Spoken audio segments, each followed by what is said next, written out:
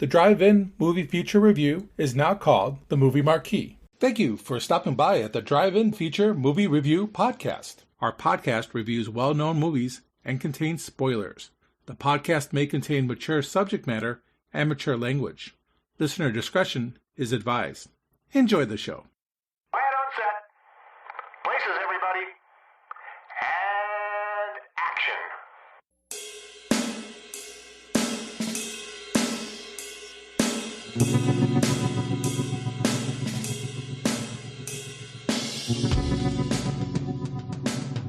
Welcome, everybody, to the Drive-In Movie Feature Review Podcast. I am your host, Eric, and this week we are reviewing Stanley Kubrick's Doctor Strangelove, or How I Learned to Stop Worrying and Love the Bomb. With me, as always, is Ken. Now, why don't you take it easy? And please make me a drink of grain alcohol and rainwater, and help yourself to whatever you like. That sounds good. And Ted. Gentlemen, there's no fighting in the war room.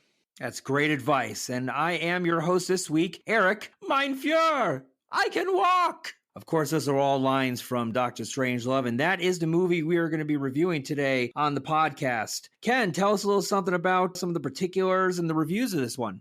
Okay, Doctor Strangelove, or How I Learned to Stop Worrying and Love the Bomb, was released on January 29th in 1964. It's based on a book, Red Alert, by Peter George. Doctor Strangelove stars Peter Sellers in three distinct characters: Group Captain Lionel Mandrake, President Merkin Muffley, and Doctor Strangelove. It also stars George C. Scott as General Buck Turgensen, Sterling Hayden as Brigadier General Jack D. Ripper, Keenan Wynn as Colonel Bat Guano, Slim Pickens as Major T.J. King Kong, and Peter Bull as the Soviet ambassador Alexei de Sadetsky. The screenplay was by Stanley Kubrick, Terry Southern, and Peter George. This was also directed by Stanley Kubrick and also produced by Stanley Kubrick. The running time of the movie is 94 minutes with a budget of $1.8 million, and it made $9.4 million at the North American box office. It also received 4 nominations at the Academy Awards, including Best Picture, Best Director, Best Adapted Screenplay, and Best Actor for Peter Sellers.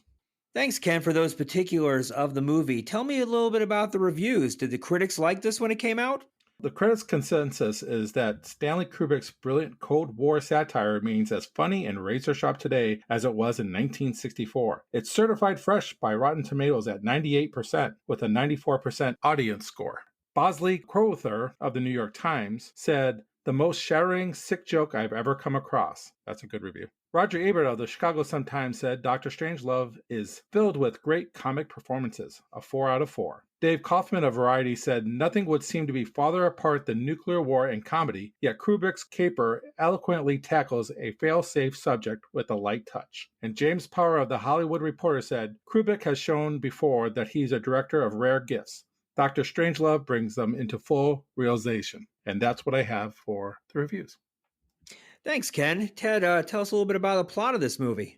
Thank you, Eric. Doctor Strangelove, or How I Learned to Stop Worrying and Love the Bomb. The movie tells the story of how America ends up in a nuclear war with Russia in the early 1960s. The movie introduces us to a pilot, Major Kong, and the crew of a B-52 bomber that is constantly in the air in case nuclear war should break out with Russia. We are also introduced to Colonel Lionel Mandrake, an RAF pilot who is stationed at Burleson Air Force Base and is under the command of General Jack Ripper. Burleson Air Force Base is the home to the 843rd Bomb Wing, of which Major Kong's B-52 bomber is a part of. General Ripper, in a fit of anti-communist paranoia, decides to go rogue and issue Wing Attack Plan R, which would command all the bombers under his command to strategically attack military targets in Russia with nuclear weapons. General Ripper commands Colonel Mandrake to collect every radio on the base to prevent outside news from reporting the truth that the Russians have not attacked the United States, and revealing that General Ripper has issued the orders unilaterally without any provocation. When Colonel Mandrake turns on a radio that he is collecting, he listens to the radio and realizes there has been no attack and that General Ripper has lost his mind. Upon receiving the Wing Attack Plan R, Major Kong distributes the orders to his crew. Initially, the crew questions the validity of the orders, but Major Kong convinces them that this would not be a test. The crew and Major Kong prepare themselves to attack their 2 Russian targets. The radio operator then switches the radio to a secret machine that only will receive orders with a top secret 3-letter prefix. Word starts to spread through the chain of command that General Ripper has lost his mind and issued orders to attack Russia with nuclear weapons. General Buck Turgidson is a member of President Merkin Muffley's team of military advisors. He is contacted at his apartment and is given word that General Ripper has issued Plan R. He casually gets dressed to head off to a meeting of President Muffley's military advisors. We cut to a scene from inside the war room, where the president and his advisors are discussing the actions of General Ripper. It is determined that the Army will attack Burleson Air Force Base to take General Ripper into custody and have him issue the orders for the 843rd Bomb Wing to stand down. Also, it is determined that President Muffley will allow Russian Ambassador Sadetsky and Prime Minister Kissoff about the attack that is coming. Colonel Mandrake, unable to convince General Ripper to call off the attack, then is forced to assist General Ripper in attacking the Army battalion that has been sent to take General Ripper into custody. After putting up a decent fight, the men of Burleson Air Force Base decide to surrender. A despondent General Ripper, realizing that his men have surrendered, then commits suicide without giving Colonel Mandrake the secret code to recall the bomb wing. A desperate Mandrake frantically searches General Ripper's office for the code. After decoding the insane ramblings of General Ripper, Colonel Mandrake figures out the secret code. Mandrake realizes that time is running out to recall the bomb wing and must get to the secret code to the president, but all communication has been severed at the base. Finally, after being slowed down by Army Colonel Guano, Mandrake is able to make a call to the president to give him the code.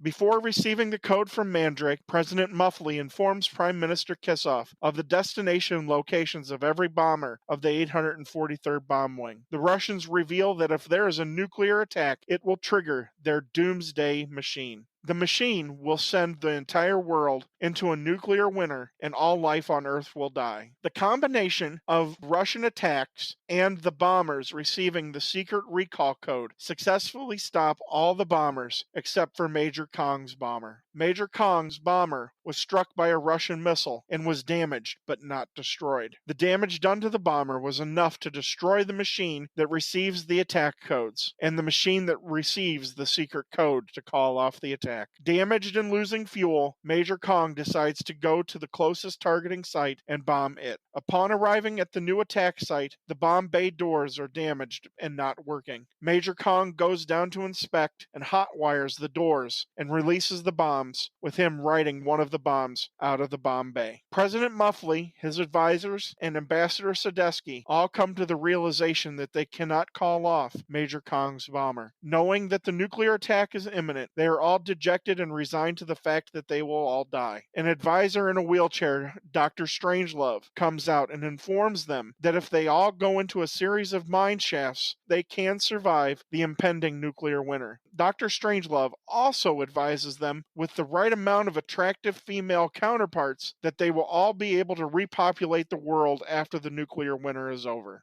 Before they can enact the plan, Major Kong's bomb that he is writing down strikes the Russian airbase and sets off the doomsday machine, ending all life on Earth. How about that? That's one of the great endings in satire movie history there, with Slim Pickens riding that bomb to the end. It's absolutely wonderful. It's amazing. Let's dive into this movie here. One of the things that strikes me right off the bat, and I just recently watched this movie again for the first time, probably in about 2 or 3 years. It's one of those movies that I like to kind of watch every couple years. But something really struck me this time as I watched it. I noticed that this movie has a lot of sexual references in it, a lot of sexual innuendos. Some of the examples, I mean, right off the bat, the opening scene is the B-52 being refueled by the other plane. I mean, that image is pretty self-explanatory. General Ripper with the erect cigar in his mouth, and General Ripper dealing with erectile dysfunction through this movie. And the only female character, Miss Scott, played by Tracy Reed, she's in a bikini the whole movie for her scene. Dr. Strangelove is a former Nazi scientist in a wheelchair. When he gets excited, his right arm always goes erect in that Nazi salute. And it's usually when he's talking about destruction or or colonization or something that gets him really excited. And speaking of getting excited, did we all notice how all the men in the war room there were really excited when they were promised 10 attractive women for every one of them? And then, of course, the last scene, Kong is riding that missile right down to the end. It doesn't get any more phallic than that. What do you guys think? Well, I think the sexual jokes here, the erectile dysfunctional jokes. You take, for instance, the beginning of the movie with the aircraft carriers refueling, and they're trying to play that off as being sexual. But to be honest with you, you don't really get that until later on in the movie when you have Jack Ripper talking about erectile dysfunction. And then you realize that some of these jokes earlier on in the film are about that. I don't think I would have gotten the beginning of the movie as far as the feeling being sexual until I rewatched it a number of times and said, oh, that relates back to a later scene. And these aren't direct sexual jokes. These are actual just really hardcore lines written into the script. They're not meant to be, funny ha-ha jokes. It's kind of like that innuendo, if you will, that rolls. Yeah, there's definitely a lot of innuendos here. You have to look at the names of all the characters. You have Dr. Strangelove, which I believe George C. Scott's character asks what his real name was. And the guy who's sitting next to him says his name is Merker Vuder Gleba, which actually translates from German as strange love.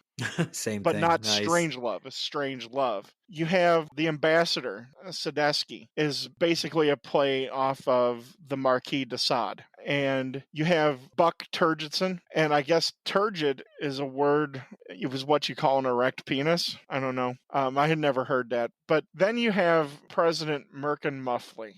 Muffley. But a merkin is a pubic hair wig. Mm-hmm. And you have muffly, of course. Muff is a term for female genital hair and pubic hair. And then, of course, you have one of the main characters, too, General Jack Ripper. He's Jack the Ripper. Essentially. So there's it's a whole list of the major, and even the Soviet prime minister, his name is Kissoff. Kissoff, yeah. These are there specifically. And what I couldn't find out, because Kubrick decided to go in the direction of a dark satire because he found the material of a straight nuclear Holocaust movie that he couldn't do it justice. Actually, he found himself laughing at the idea of making it serious. And that's when he brought in Terry Southern. I wonder how many, and I couldn't ever find the information about whether or not this is Terry Southern's humor as far as the names of the characters, or if it's Kubrick's, or if it was a collaboration. But this is totally Terry Southern's type of comedy as well. Yeah, I couldn't agree with you more.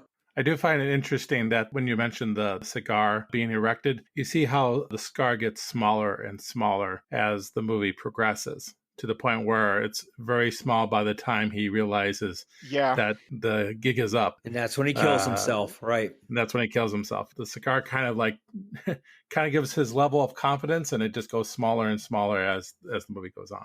One of the working titles that they had for the movie was Dr. Strangelove's Secret Uses of Uranus. Uranus meaning the planet, but of course, knowing all of the other entendres here, it's another one of those things. It makes you wonder, would that have ever gotten put on a movie poster, especially during that particular time? I don't know, but I found that pretty amusing when I heard that. If you even look at the title of the movie itself, How I Stopped Worrying About the Bomb is a play on the sexual stuff that's being discussed at the end of the movie with the 10 girls to 1 guy ratio. You could see at the end of the movie, everybody is accepting the fate of the earth where everybody's being killed because they're going to get 10 girls for 1 guy, and that's more important than worrying about what's going to happen to the world. Another thing, these all pop up all over the place. And it wasn't until I got your questions, Eric, that I really started to put a lot of this together. And I've been watching this movie for over 20 years. But Major Kong's target is the ICBM complex at Laputa. Well, Laputa has a couple of different meanings. One, it's from Jonathan Swift's novel Gulliver Travels, as a place that's inhabited by caricatures of scientific researchers, but it's also a play off of words, because La Puta is Spanish for prostitute. They're literally all over the place. Another is the German word Gemeinschaft, is a social relationship between a man and a woman. And Ken, you had mentioned the opening sequence of the plane being refueled. There's no way to not look at it that way now after seeing some of these jokes and playing it. It's a complete comparison right there to that. It actually makes a lot of it funnier, in my opinion. I don't know. It's funnier as you keep on watching it over and over and over again. This is what Stanley Kubrick does, for me at least, is it gets better as you watch it because you learn something about it each time and you connect the dots more and more as you watch it. The first run through, I could see people, again, struggling with this type of movie because like the first time I watch a movie, it's for pretty much enjoyment. I'm not trying to connect the dots unless it's a movie that I believe going into the movie requires me to do so. If it's being told to me that this is a black comedy or whatever the case may be, I'm going to go in there with a certain frame of mind. And as I watch it, I'm like, okay, I'm not understanding why people think it's so great. But then when I watch it a second time and I'm like, oh, I start connecting dots and then I see why people say how brilliant this movie is. And then by the time you watch it a third time, you're connecting even more dots. The first watch, unless you're a strong intellectual person, which I'd never say that I am, at least not in this particular case, I had a hard time engaging the first time around with this movie, except with the Peter Sellers performance and George C. Scott's performance. They're just stellar. In fact, I just mentioned those two names, but really the cast itself allows you to enjoy this movie the first time around. It allows you to even want to watch it a second or a third time to connect those dots. I think a movie like this that allows you the opportunity to watch it more than once and learn, see things that you didn't see the first time, and really it makes the movie stronger. You know, there are movies out there that you watch one time and you say, yeah, this thing's garbage. I'll never watch it again. But a movie like this, the more you watch it, the more you see things, the more you learn. And I think it makes it a better movie. I mean, like Ted said, all these things that he saw just watching it, you know, just recently, and me just watching it recently, that he hadn't seen watch this movie for 20 years. I've watched it, and I figured that there was some things that there were some innuendos there, definitely. I mean, I always got the joke of Colonel Bat Guano. He's batshit, meaning batshit crazy. And I never made the connection, and I can't believe that I never did, between Jack Ripper and Jack the Ripper, because he's Jack D. Ripper. Jack R. Ripper. Yeah. It's right there. Yeah. It's right there in front of you. I never had made the ultimate connection between that. And doing the research that we were doing, I kept finding more and more. It's like, wow, how could I have watched this movie and never connected those dots before? And I guess I did learn a couple of things. I did learn what a merkin was doing the research for our podcast, which, wow, that's something. Don't Google that if you're at work or anything like that, because that could get you into trouble. There's so much there. And another little thing that I had never made a connection to is you had talked about George C. Scott's girlfriend, Miss Foreign Affairs. Yes. She's actually the girl who's in the Playboy that they're reading on the B-52 with Major Kong. I never made that connection either until recently, which good for George C. Scott's character, Turgidson. I guess it's her that calls him later in the war room.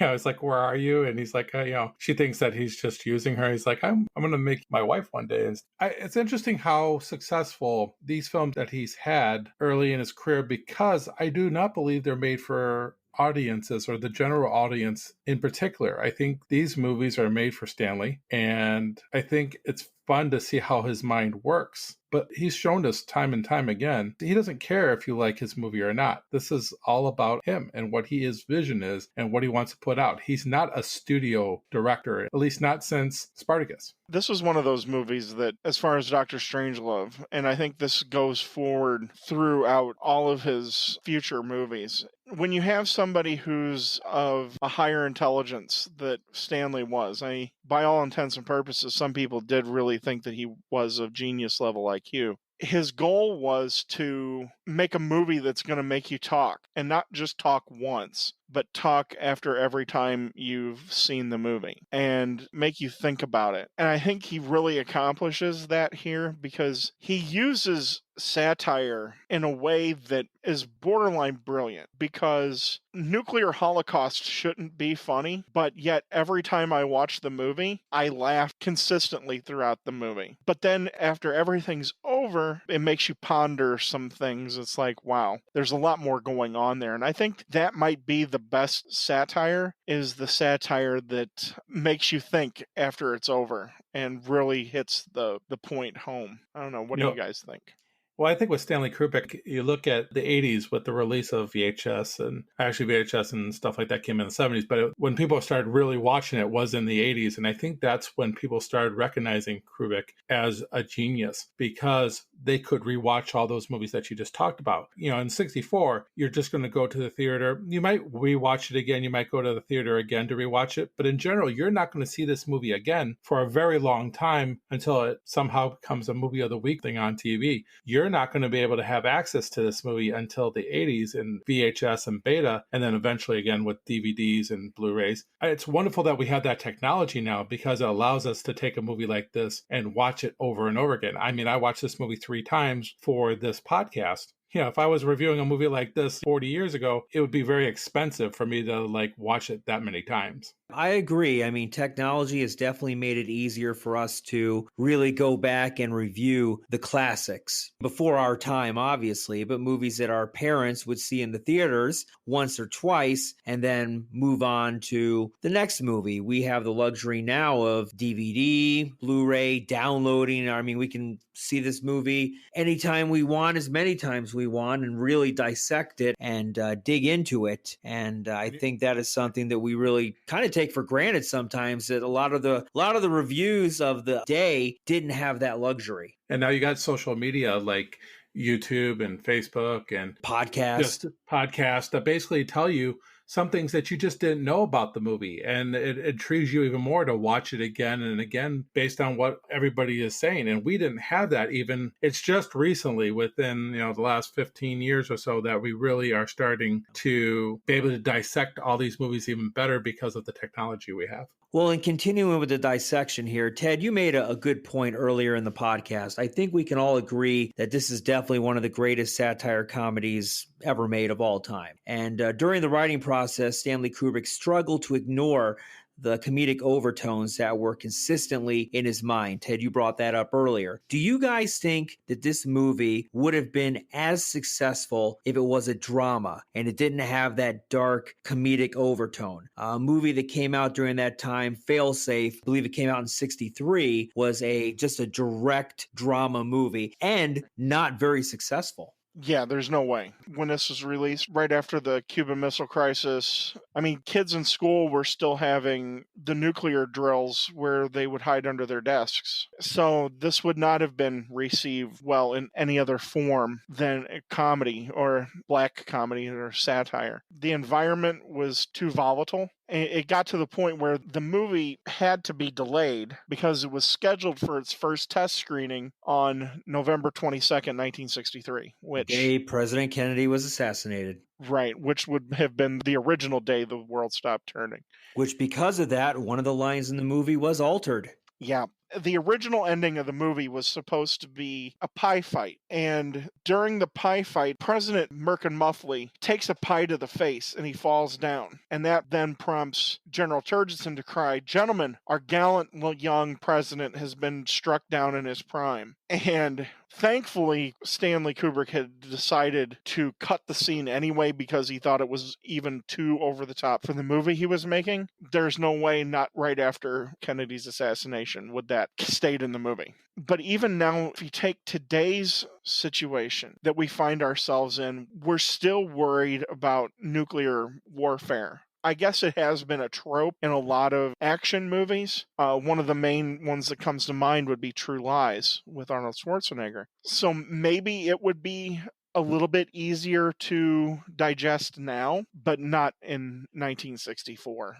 Definitely. In 1964, look at the climate. You had, the Cuban Missile Crisis, you had the Bay of Pigs, you had the assassination of Kennedy. And in the early 60s, everyone was extremely conservative. It was a completely different time in America. And you got to give Stanley Kubrick some credit. For lack of a better word, it took balls to make a movie like this. Let's be honest. I mean, a black satirical comedy about nuclear war during this time period, That takes just pure balls. And to bring in somebody like Terry Southern, too, who was pushing the envelope as far as comedy goes with being an author. Another equivalent would have been as if you'd have brought in the gonzo journalist from Fear and Loathing in Las Vegas. We talked about him in Almost Famous. I know you're talking about. Yeah, well, we're drawing a blank here, aren't we? Hunter S. Thompson. Hunter S. Thompson. Somebody like Terry Southern, who had pushed the envelope as far as comedy goes. The only other person that would have been equivalent to pushing that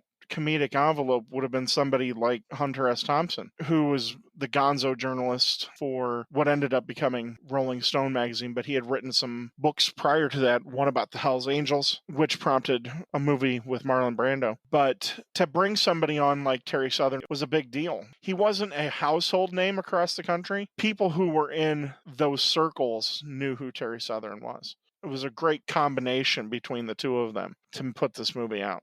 I agree 100% with you. It definitely took some great writing and some great skills there.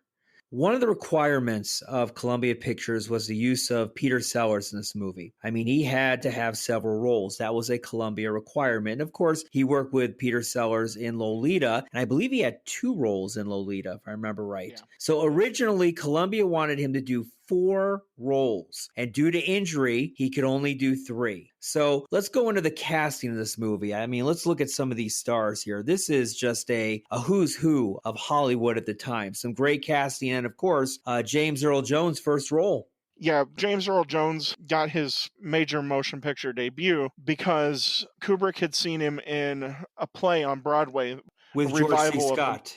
With George C. Scott, The Merchant of Venice. Mm-hmm. That was Darth Vader's voice's first role here. He kind of had a bit role in it, but yeah. Yeah, it's one of those things that you catch. But what's interesting is Peter Sellers here, he's a treasure. As far as comedy goes. He died way too young. Way too young. Yeah. He really did.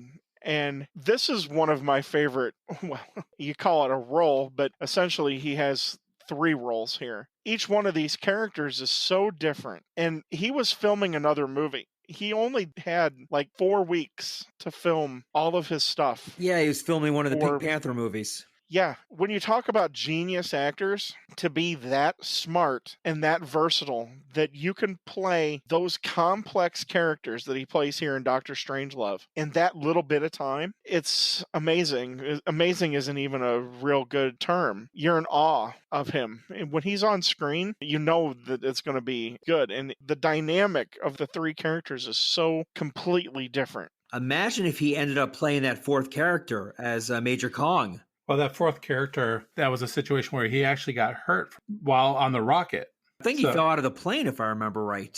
He couldn't perfect the Texas accent, too. Yeah. Which is another wild thing. But I'm kind of glad he didn't play. Yeah, I agree. Major Kong. Slim Pickens was great. And when Slim Pickens goes into combat role, if you will, the helmet comes off and the cowboy hat comes on. I mean, it's perfect. Well, he had only been in Westerns up until this point. And Kubrick made a point not to tell him that this was a satire because he wanted him to play it straight. And 2 other actors had turned down the part. One was a gentleman who worked on Bonanza, and he said that he wouldn't take the role because it was too pinko commie for him. Though that's a direct quote, too. I'm not just making that up. They settled on Slim Pickens, and he played it straight, and that's exactly how Kubrick wanted it. Having him play it any other way, it might not work.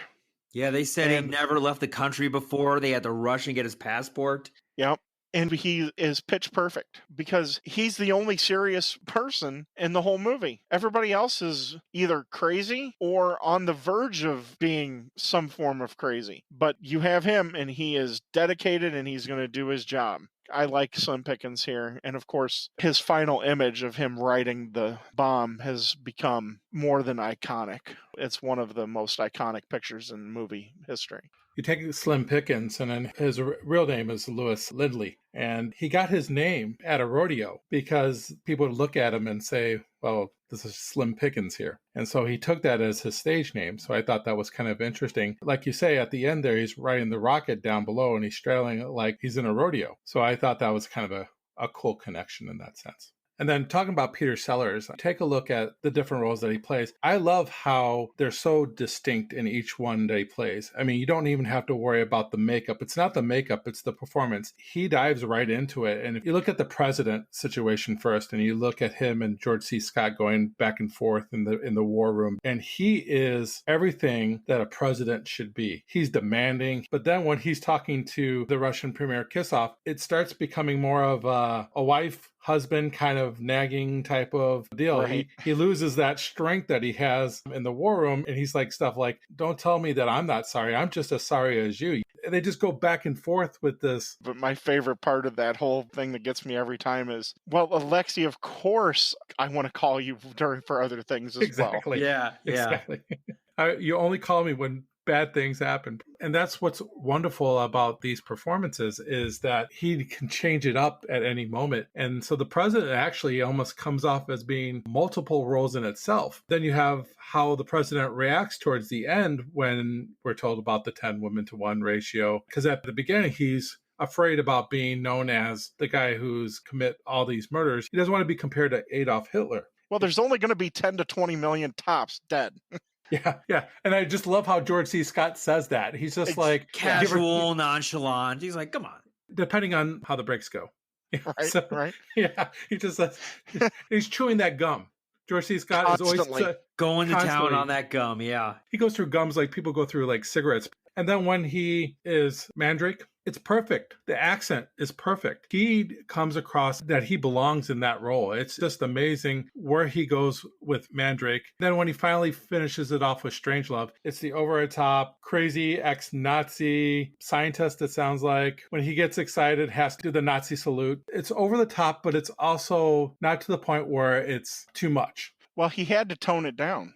This is something else that I read, that whole last sequence. And there's a couple of times you can see the actor who plays Sadesky. You can catch him almost breaking. I guess that Sellers was even more over the top as Strangelove, and nobody on set, including Kubrick, could keep it together. And I guess notoriously, too, throughout shooting, whenever Sellers was on screen doing something funny, Kubrick couldn't even watch the video playback because he was laughing too hard. But that whole last sequence with Strangelove, you can tell that everybody's trying to hold it together because it's so over the top. I love that. That's so great.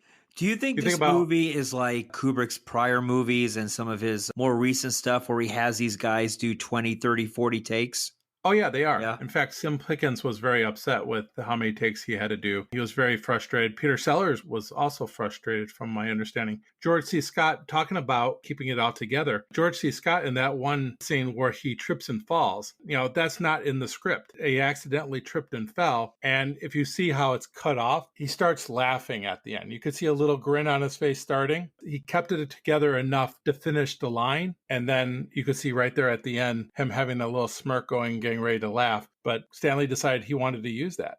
He did. And that's one of the things, too, with George C. Scott's portrayal. Kubrick kept telling him to do it bigger and more crazy. And George C. Scott was just joking around and just doing the craziest thing that he could possibly do. And that's what ended up in the movie. Yeah, because George C. Scott didn't even care for this performance. He actually hated this performance. It wasn't until years later that he actually accepted it for what it was. He didn't like what Stanley Kubrick did. He didn't like that Stanley took the over-the-top stuff and used all of that in the film instead of how he would normally have delivered it. I don't think George C. Scott was over the top in this, though. Oh, yeah, he was. No. It fits our idea of what the character should be. Yeah, right. It really does. But if he plays it different, it's not funny anymore. Like when Ken was talking and we were talking about only 10 to 20 million dead depending on how it breaks. If he doesn't do that in a crazy maniacal way, it comes off really, really differently. Yeah, because he has that sinister look to him when he says it. If he says it in a concerned type of way, it's not funny. It comes off as being worrisome. But when he does it the way that he does it, we know that this guy is crazy because he is all for this mistake, that this general has locked himself out, sent out the bomb codes, and the end of the world is going to happen. He's really all for, let's get those Ruskies and let's preemptive strike on Russia. He thinks this is a great opportunity. And the way he presents it is just like diabolical. I'm waiting for him to like wiggle his fingers and go, go, it's awesome. But not every take that he did on those lines was something like that. It was a very serious tone. And that's what's great about Kubrick is he gets different things out of you, and then he sees what works best and he uses it. He's probably the best director to probably do that. One of the famous things about Stanley Kubrick when he's doing these films is he'll be like, okay, do the line. Okay, do the line again. All right, do the line a little stronger. Okay, now let's start filming. And then you do another 30 takes. He's going to get what he wants. Oh, yeah. He has something in mind that he wants. He's not going to tell you what he wants, though. He's going to let you figure it out with as many performances as you can give him. I think part of the thinking was, well, I have it in my mind how I want this to be, but the more I keep having you do it, maybe I'm going to like whatever you just did better than what I had in mind. I think that comes to, especially in his later films, like we had talked about previously in The Shining with Shelley Duvall as well. Oh, yeah, they treated her horribly on the set. But he drove her and he got the performance that he wanted. Even Jack Nicholson there in The Shining, he wanted to see what Jack would kind of come up with. And some of the things that he came up with ended up staying in the movie. So I think you get the similar thing here. The only person who really didn't get, I guess, what would be considered the quote unquote Stanley Kubrick treatment was Peter Sellers, because I guess they only needed like 7 or 8 takes, which was more than he wanted to do to begin with. But he ended up giving Stanley what he wanted. And I think that comes from knowing him being the director of Lolita. And you were right that Columbia Pictures wanted Sellers in it because they figured that Sellers was the reason why Lolita was as successful as it was. I would agree with that. Sellers is getting hot at this time. Oh, yeah. This is Sellers coming into his own. And another thing is Peter Sellers is also probably a genius just like Stanley Kubrick is. Yeah. And it's hard for a genius to make a genius do what he wants. And maybe there was that respect factor from Stanley Kubrick to say, you know what, Peter Sellers is going to give me more than enough. The other actors, not saying that they're not talented or they're not gifted, but he doesn't probably know them as well. If you notice, there's not many repeat actors for Stanley Kubrick. That's not really true. You have a few that come up. They're more bit actors, but like Philip Stone, he's in Clockwork Orange, he's in Barry Lyndon, he's in The Shining. I'm talking about main actors. I'm talking about main actors, right? Yeah. What's his role in The Shining? Philip Stone, he plays Grady. Oh, that's right. Okay. Yeah. Okay. And then the guy who plays, I think his last name is Menkel, who plays the bartender in The Shining, also played one of the soldiers who was executed in Paths of Glory. So there were people who did come back, but generally they were smaller actors. Peter Sellers is one that came back for multiple movies, and so did Kirk Douglas. But after that, you really don't find anybody who is a major character. And I know we're not talking about Clockwork Orange, but that was one of the things that Malcolm McDowell, when I seen him give a question and answer about Clockwork Orange, that was one of the things that always shocked him, was because he kind of had a father-son relationship with Stanley Kubrick on filming that. And after it was over, he kind of felt that Stanley kind of disowned him in a way, because Stanley just moved on. That's kind of how he was. And that hurt Malcolm McDowell's feelings for a long time. He wasn't in any other Kubrick movies, was he? Oh, no. No.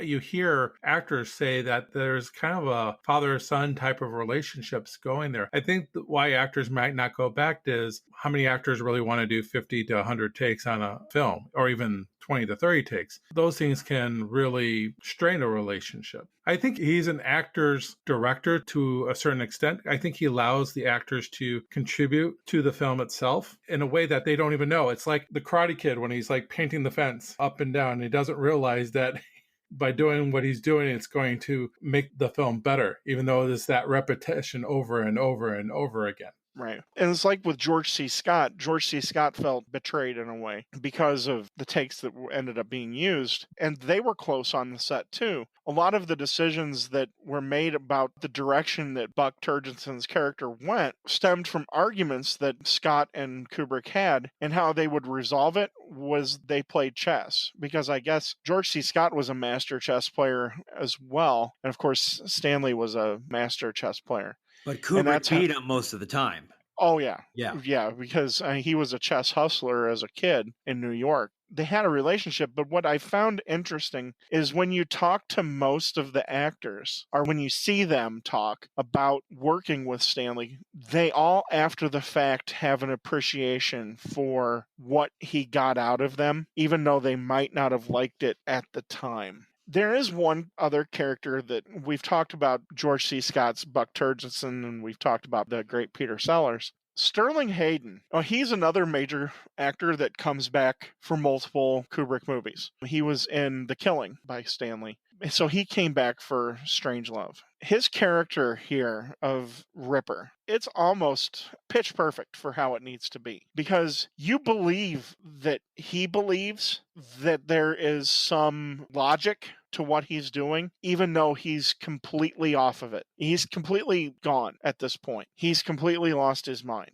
But the way Sterling Hayden plays it, you believe that he believes everything that he's saying, even though it's completely crazy. Yeah. Do you want to know why I drink distilled water? Yeah. Right. It's amazing, his portrayal here. This is one of those characters, too. We had talked about, with Almost Famous, about basing people on real life. Sterling Hayden's character had a lot of similarities to real life people. Now, the whole fluoridation idea was a conspiracy theory that was cooked up in the 50s and 60s by the John Birch Society. What it means is essentially that through fluoridation, they were making Americans more pacifistic, or becoming pacifists, and that it was also hurting our virility and fertility. So that's an interesting thing with how General Ripper, he figured this all out during the physical act of love. What's the term he uses for his fluids? Oh, that he has his personal POE, personal something fluids. I can't, the essence, purity of essence. Purity of essence, yeah. What's interesting about him also is the fact that he was actually a World War II veteran. He had won a number of medals, like the Silver Star Medal. So he is actually a war hero. And I think he brings some realism to this character by being in a previous war. Yeah, definitely. Even George C. Scott's character of Buck Turgidson, there was a lot of similarities between him and a radical who was part of the Air Force. His name was General Curtis LeMay. He had extreme anti-communist views, which you can tell that Buck Turgidson does in the movie. And then Jack Ripper, he was pretty much based off of a guy named General Thomas Power, who learned at the foot of Curtis LeMay. And to show how right-wing Curtis LeMay was, and then how his protege was, Curtis LeMay, he was the vice presidential candidate with George Wallace from Alabama. You can definitely see where they had pigeonholed these two characters, because George C. Scott's character is sympathetic to General Ripper. When President Merkin Muffley says, well, he's obviously psychotic, and Buck Turgidson's response was, well, let's don't go quite that far. You're like, what?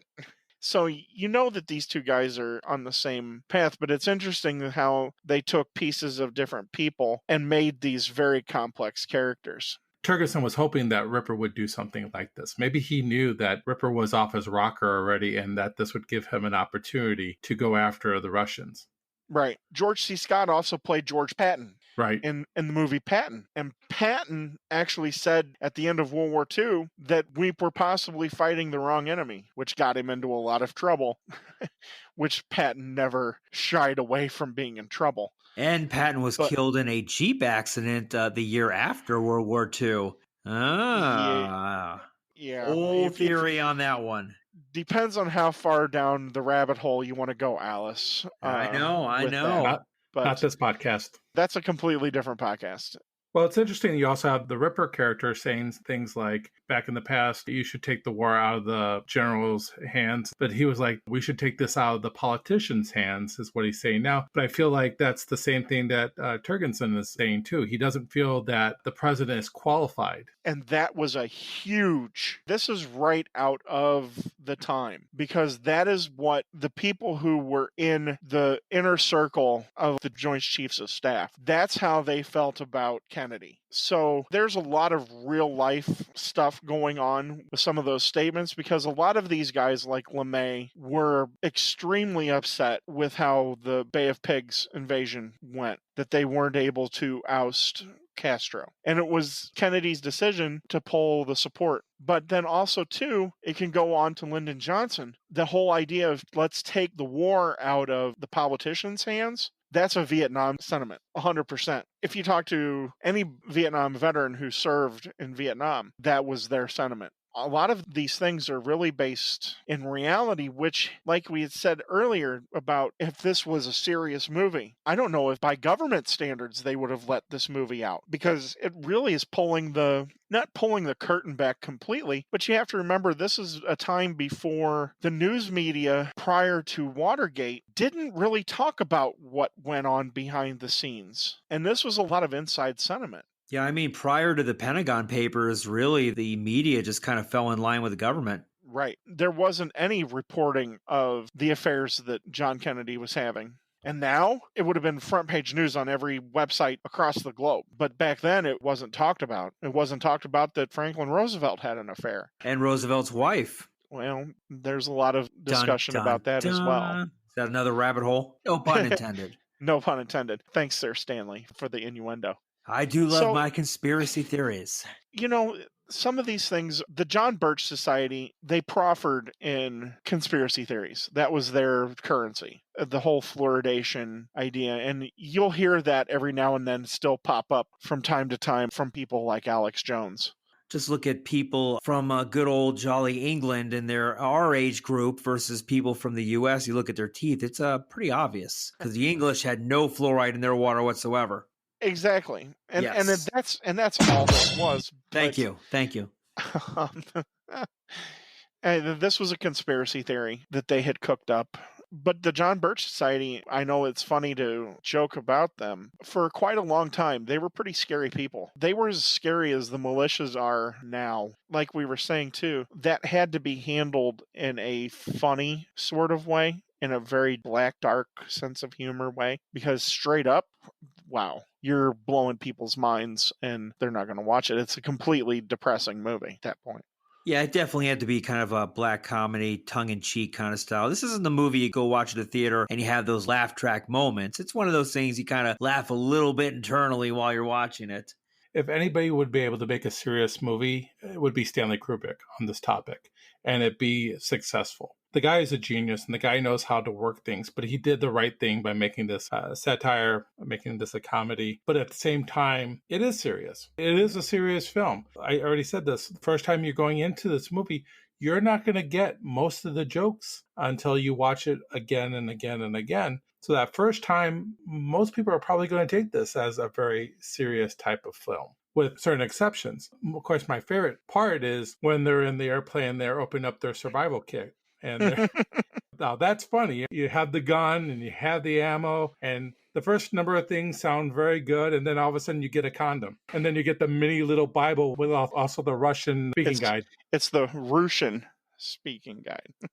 The Russian speaking guide. Because you have to love Slim Pickens's Texas accent there. Because you got like 4 days of rations, but then you have all these different type of shots that they can get. But only one prophylactic. Only one prophylactic. That's right. But they only give you 4 days, so I'm not sure what they're doing with the prophylactic. So. And we joke here, but you're right, Ken. A lot of this was serious. The government took this movie real serious because, one, at the time, the B-52 was a secret plane. Nobody knew what the inside looked like.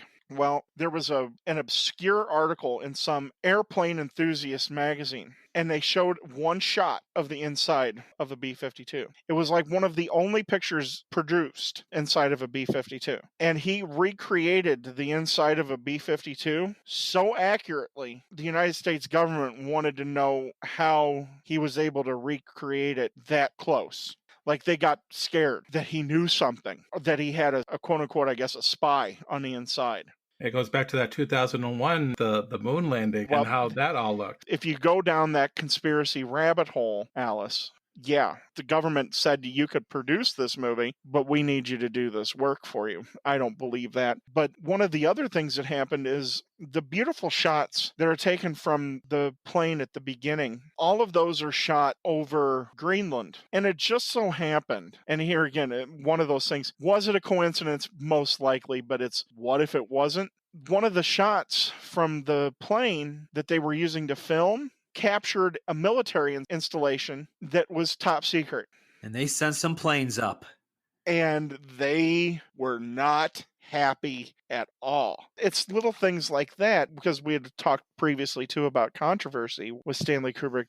Something like that ended up having to answer questions to the government about how did he get this knowledge. It's interesting to see how the government didn't really take this necessarily as satire, because they changed a lot of their procedures to ensure that something like what General Ripper does could never happen. They changed policies. While they publicly dismissed Kubrick's scenario of an accidental nuclear war, they set up a particular line going into the White House. So if there was an emergency, like what Colonel Mandrake comes upon, where he can't get in touch with the president from a military installation, they changed the procedure so somebody doesn't have to try to call collect to the president. That's a whole nother section of Peter Sellers, his interaction with Colonel Batguano. I love that whole sequence, and I love how it ends with Batguano saying, well, you're going to have to answer to the Coca-Cola company. I always find that very amusing as well. So while this is satire, the government, of course, their official line had to be that, of course, it's satire, this could never happen.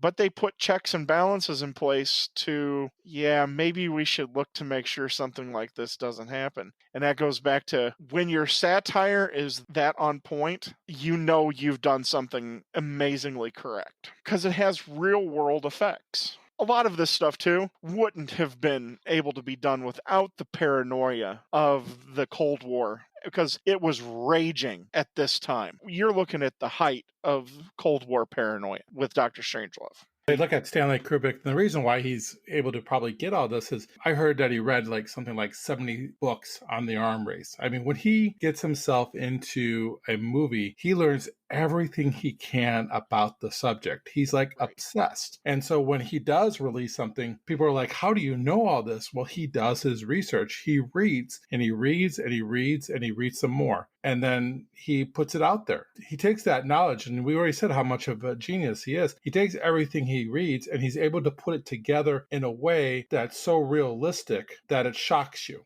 shocks the system. And people are starting to question, how do you know all this? And one of the things, I agree with you 100%, he just absorbed all the knowledge he could get. And in talking more about Stanley, we've talked in the previous two movies about the Kubrick stare. And you get it here too. And you get it in Strangelove as well. The picture of General Ripper, Kubrick has shot kind of looking up at Ripper. That is the stare of a madman. You're talking about the stare where he's he knows that they're going to interrogate him? No, it's right after is when he's telling Mandrake about everything before the shooting all starts in his office. Yeah, he's got the cigar in his mouth. It's his first conversation with Mandrake. Right. Yeah. So I think that stare comes out again when he's afraid that he's going to get interrogated and they're going to get that code out of him. He has that same type of stare. He does, right before he commits suicide, which that particular type of stare comes back again in the next movie we're going to be talking about, which is Full Metal Jacket. It's interesting how that stare is played for comedy here in Dr. Strangelove, but it's completely different when it's used in Full Metal Jacket. The stare in Full Metal Jacket obviously is compared to the stare in The Shining with Nicholson. Right. It's one-on-one. It's complete terror. Yes. Scare, because this person, there is no humanity left. And that's what's terrifying.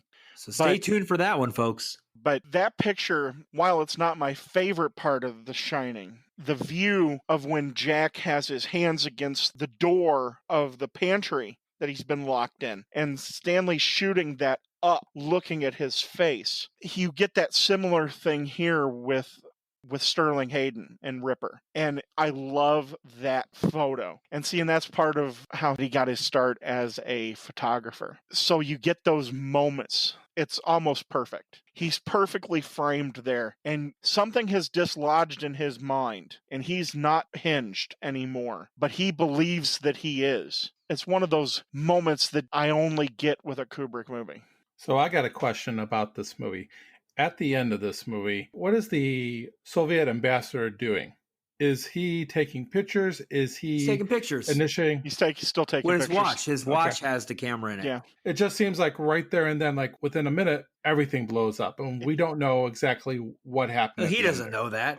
But it doesn't matter. It doesn't matter to him because he's still doing his job, because he's been given access to the big board, and which is another funny line that I love every time, delivered by George C. Scott. When George C. Scott is saying these things, the ambassador gets up and walks away. Yeah. Because at first he's like, great idea to Dr. Strangelove about the 10 woman to 1 ratio. But it's something that I think points to this movie about how the male ego was. We take a look at how everything is ego throughout this whole movie. If it's not sexual dysfunction, it's worried about being the next Hitler and about you want your legacy to be. So I think it's ego throughout the whole thing. And then at the end, it is about getting what you want. What they want is to have this situation where they're elite and the women beckon to their call. You think about General Turgenson's remark about a one-on-one relationship. The end of monogamy. And it actually excites them. Oh, that yeah. sounds like a great idea. But everybody in that room probably agrees that that's what they would like. And that's why, again, the title of the movie is changed. That's why they said How I Learned to Stop Worrying and Love the Bomb, is because they're not focused anymore about what happens to everybody else. They're now focused on what's going to happen to them. And they see it something as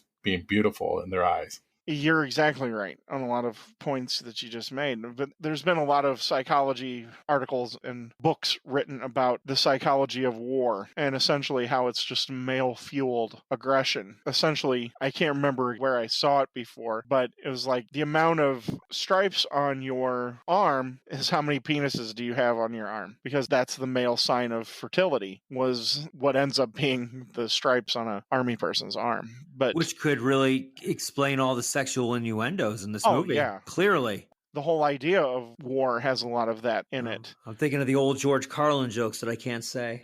Exactly. He was 100% right. Yeah. And so there's a lot of that at play. You're exactly right, Ken. But yeah, it's almost like all of these guys, this is their fantasy, that there's going to be 10 women for every guy. Well, maybe this doomsday thing isn't so bad and shouldn't have a mineshaft gap. Think about that. That's a sexual innuendo in itself. The whole idea of a mineshaft. Well played. Yeah, it's so funny. The movie's so layered, it's almost like an onion. And I know that's a overused cliche, but it really is. You keep peeling it back, but at the root, there is real life stuff there. The whole idea, too, of the doomsday gap, or when Turgison keeps mentioning the different gaps that we can't have between us and the Russians, a lot of that comes from the military-industrial complex. It's poking at the whole idea of the military-industrial complex. I think a lot of that, too, I think that's where Terry Southern and Stanley Kubrick really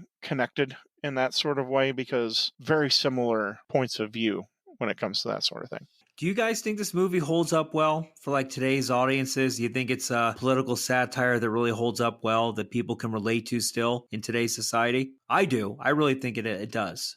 It perfectly does, because first of all, it doesn't rely on technology. It's timeless in that sense. And there's always a war to fight. I think that's something that I heard mentioned in some documentary about Stanley Kubrick, that there's always the next war and how to battle that. But this is a movie more about battling ourselves and battling the things that we hold dear. Again, you look at the president and you look at General Turgenson, they're both on different ends, but they both think that they're right. Just like in today's day and age where we have a country that's divided, each side believes that they're totally right and the other side needs to listen to what they have to say.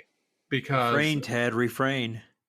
I have something that I want to add to what Ken's saying here, because like where I said that General Turgison is based off of like Curtis LeMay, you're exactly right. The president is completely different. While he's not a one-on-one comparison with somebody like Jack Kennedy, he is almost identical in look to Adlai Stevenson, who was viewed by a lot of people who would have been in the circle of somebody like Curtis LeMay as being the epitome of the anti-male liberal. Of course, Adlai Stevenson famously lost both elections to Dwight Eisenhower, but that's how he was viewed by people like Curtis LeMay. Adlai Stevenson was the prototype of the effeminate liberal. So there's a lot to be compared there, too.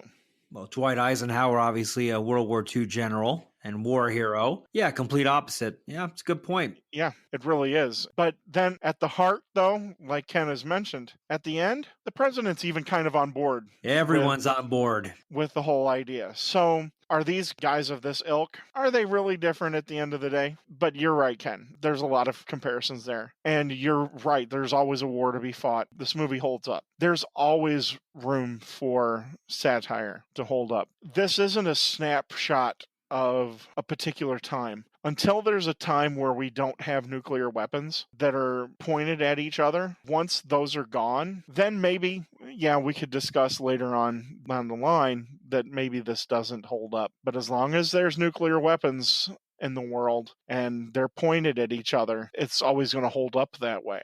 Could you imagine Trump calling Korea and saying, hey, we have an issue here with a nuclear bomb? And what do you mean? I meant to call you. I know I don't mean to call you only when something bad happens. Totally. It's just, that's where my mind goes to right now, thinking about our current president and some of the conversations he might have with Russia or Korea or any other country that he's dealing with. So like I said, again, this is a movie that I do think it holds up well. You mentioned it as an onion. I look at it more like an hard-boiled egg, where the first part is very hard and you have to get through that hard shell to get to what you can actually enjoy, the actual egg part of it, because it takes at least a couple of watchings to really make this movie relevant in your eyes. I don't want to put words in your mouth, but now this is our third Stanley Kubrick movie. Haven't we found that with each one of the movies? The farther you go down, that's where the real good stuff is. Right. And in fact, my grades of each movie has improved with this podcast because I'm invested into knowing more and more about these movies. And Stanley Kubrick rewards me for multiple watches, where some movies you watch it the first time and then you watch it again and you say to yourself, why did I like that the first time? This is something where you watch it and then you watch it again and you say to yourself, why didn't I like it the first time? It's the exact opposite of how I sometimes approach movies. So what do you think, boys? Should we wrap this up and get into our reviews of the movie? Works for me. All right, Ken, fire away. What do you think? Well, I basically have, I think, said how much I've enjoyed this film. At first, this film was very hard for me to get through. And if I went into the movie theater and I had popcorn and ready to go, I don't know if I would enjoy this movie as much as watching it the second and third time. With Stanley Kubrick's movies, I just love how it is layered. He is a very layered director. It's not basic.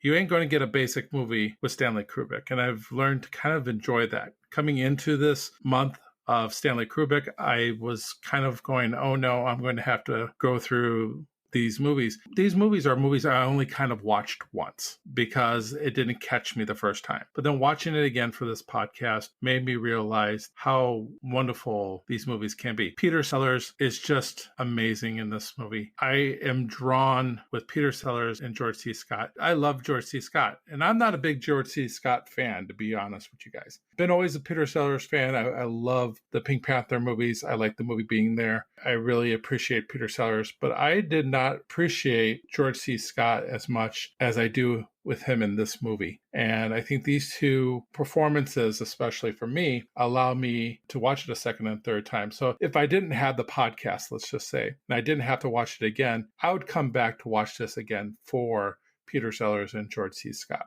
And for the rest of the actors on this, they did a really great job. But these two, for whatever reason, has drawn me in. My grade is bordering on a B- to a B. And I think it's more a B because of multiple watches. If I would have said, after my first watch, what would this be? I would have probably set a C+. But as the multiple watches have happened, I'm inching closer to that B. So I'm right there on that border of B- B, this particular movie. And that's kind of similar to what I've graded the other movies of Stanley Kubrick. My grade improves as I watch the film. Very cool. I'm kind of on board with you, Ken. Initially, this is probably maybe, I don't know, the 10th time I've seen this movie. Over the past 15, 20 years. I mean, I remember seeing it originally and I was kind of disturbed about it because I'm like, why is it not in color? That was my initial reaction. I'm like, why is this movie not in color? It's 64. It should be color. And that kind of jarred my watching the movie. So probably the first couple times I saw it, I'm just going to write that off. But, after that, after I really appreciated the movie more, and I'll be honest, this is probably, if not my favorite Kubrick film, definitely in the top 2. It is just a great movie. As you probably know, I throw this word around a lot, cinematography. I do love good and great cinematography in a movie. And in this case, the depiction of the war room and the way they built it and put it together is top tier. The B-52, as Ted mentioned, they had one picture and then they added a bunch of little gauges and lights and tabs, and everyone told them, man, you were right on with this. This thing looks like an actual B-52.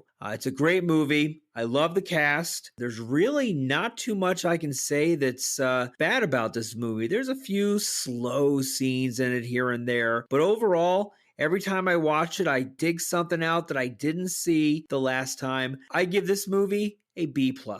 Ted, how about you? Well, it's no secret that Stanley Kubrick's movies are my favorite to watch. And this is right. That's not going to be any big surprise. Doctor Strangelove is a movie that I come back to probably a couple, 2 or 3 times a year. And I never cease to be enthralled by the movie. Ted, sorry to interrupt you, but maybe you can answer this question. Why wasn't it made in color? The only thing I was able to find on something like that was because it almost has that documentary style feature. I mean, I love it in black and white now. I mean, I really appreciate it. And the whole opening sequence with the 2 planes, that's stock footage. In black and white. From the Air Force. So that's actual stock footage. I don't know how easy it would have been to get some of the shots that were captured by the planes that they were shooting over Greenland. I don't know how easy that would have been to have captured in color at that time, being that they were moving. That's something for somebody much more intelligent than me to know. But I did read because it almost comes off as a documentary style feel. And so all of those would have probably have been in black and white at the time. The black and white aspect adds a lot to me. I know there's people out there that don't care for black and white movies. I definitely don't share that sentiment. It kind of comes off of like being a dream a little bit. It does. If it's in color, and like you said, Ken, as far as a dream, if this movie's in color, it almost seems more real. You know what I mean? It comes off as like, wow, all of a sudden, things that are funny may not be so funny anymore. And that's a whole psychological thing that, here again, somebody a lot smarter than me could possibly talk about. It almost, like you said, Ken, it has that dreamlike feature. And I think in color, some of this stuff is going to be more disturbing. I wonder if the multiple roles of Peter Sellers also kind of plays into this part, because I think when you have something in color, it's more visual. It maybe takes away from the characters. They see more of Peter Sellers behind the scenes, and doing it black and white, I think it's easier for him to kind of disappear. Well, you see more flaws in color, too. That's the thing as well. Yeah, it's probably easier, like you said, too, Ken, for him to play multiple roles. Although he is a chameleon. It's easy for him to fall into multiple roles like that. Like I said, I almost get the feeling that if it's in color, it's not... It loses something. It feels real then. Yeah. And whereas it doesn't necessarily feel real here. That makes a big difference. I'm glad you brought that up, Eric. I would say if black and white is the satire, and like you said, the color is the realness. And I think it's harder to have it as a satire in color. And I think it pulls it off very well in black and white. But yes, finish your review, Ted. Let us know what you think of the movie. Okay. Yes, please, Ted. No, that's okay. My feelings of Stanley Kubrick movies, I love them. And Doctor Strangelove was not the first Stanley Kubrick movie that I saw, but it's one that when I discovered it, I thoroughly enjoyed. It made me laugh. It makes me laugh every time I watch it. That's hard for me because sometimes comedy, it loses its punch with me after a while. This one, for whatever reason, doesn't. And I think it's because of the satirical nature of it. And I do have a darker sense of humor. I find this amusing all the time. And when I watch it where I try to focus on a different thing every time, whether it be a General Ripper one time. And that's where I discovered just how much I enjoyed Sterling Hayden's performance. It's one of those strange movies that I can come to and almost have fresh eyes every time I watch it. It's very different for me. Every time I watch it, I love it. It's almost as perfect of a comedy satire as there is out there. I don't know how it could have been more dead on. So this movie is definitely an A for me. It almost is in the A+ range for me, but it doesn't quite hit the A+. And I couldn't tell you exactly why it wouldn't hit an A+, other than there are movies that I know are an A+ that we'll be reviewing. But I learned to love The Bomb. What can I say? Okay, well, thank you everybody for joining us for Dr. Strangelove, or How I Learned to Stop Worrying and Love the Bomb. Next week, we will be doing the 1987 Stanley Kubrick film Full Metal Jacket. All right, Private Joker. That's right. So, Ted, you want to give us a little information about some of our websites, where you can find us on the World Wide Web out there? So if you're Private Joker, does that make Ken Private Pile? Oh, yes, clearly. You can definitely catch us. We are on Twitter at @in_feature. Come and discuss with us there. We have a nice little community that we're growing of people who interact with us. So come and join the conversation. Okay, great. Well, thanks for joining us, folks. Have a great one. We will see you at the movies. See you at the movies. Take care, everyone. Bye-bye.